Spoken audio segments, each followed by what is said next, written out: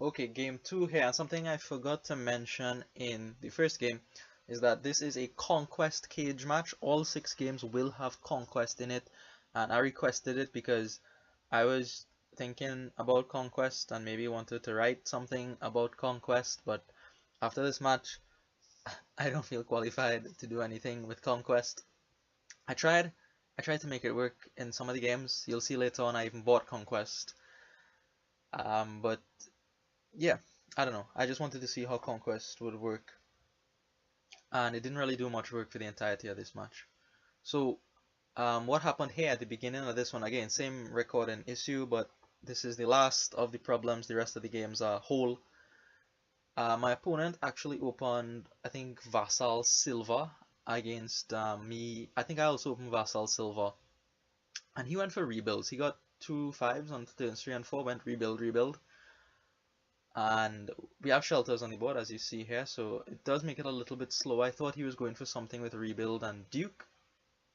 I did not want to do this rebuild thing, so instead I decided to pick up a counterfeit on my first 5 and then go in for Cultists Walled Village when I was not able to pick up Cultist. Walled Village is very nice because if you draw it alone with just one action, you could stick it back on top of the deck, so you could kinda, make sure your cultist finds a walled village if you're careful enough. So that's why I only have the one vassal as opposed to having two. I don't want to play walled village vassal vassal. I'd just rather play walled village vassal and leave it at that if it doesn't find a cultist.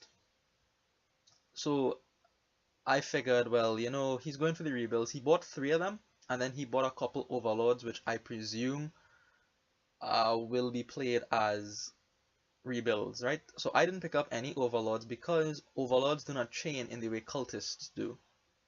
And the only other attractive target, if not cultist, is, well, bandit camp. And I need to get Thanan under control first before I start to put spoils in my deck and go counterfeiting those guys. So by this point I do have a second counterfeit, and I was entertaining thoughts of, some double conquest and then you counterfeit the silvers after, and you just keep doing that over and over until the silver pile runs out. Never ended up happening. Never ended up happening. The game just went along too fast for Conquest to be relevant. By this point, my opponent has converted 3 estates, or his overgrown estate and 2 estates, into provinces. So he's on 18 points here, but 6 in debt from his overlords. I was very happy to see him buy overlords and go into debt. It means he can't buy duchies, for example, or anything at all.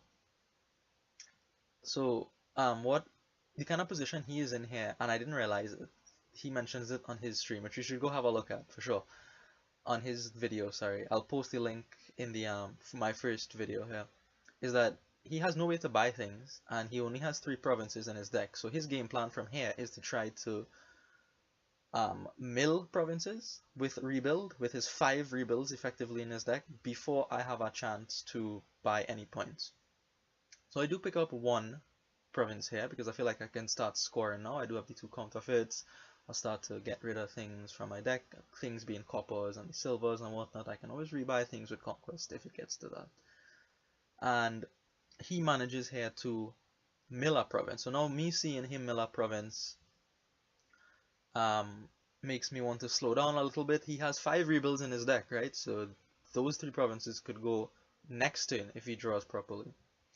Hopefully the 10 ruins from the cultists will have something to say about that, but it's a funny game, right? If it is in theory possible to draw 5 rebuilds, you have to cater for that outcome.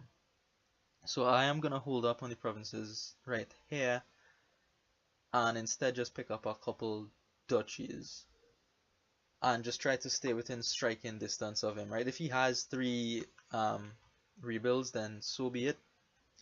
He was saying here that I actually had a better play in this position, and I should have realized that he couldn't get any more points than 18, so I should have just, liquidated as many things as I possibly could here. Counterfeit, and then burn the 2 silvers and get more points than 18.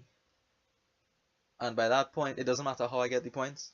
Once I get more than 18, he can't do anything. His deck has 10 ruins in it. He is not anywhere near close to paying off debt and doing anything, and all his rebuilds and overlords don't help him at all. So there was actually a better play for me there, which he pointed out. So thank you for that. See, this is why you should go watch his side.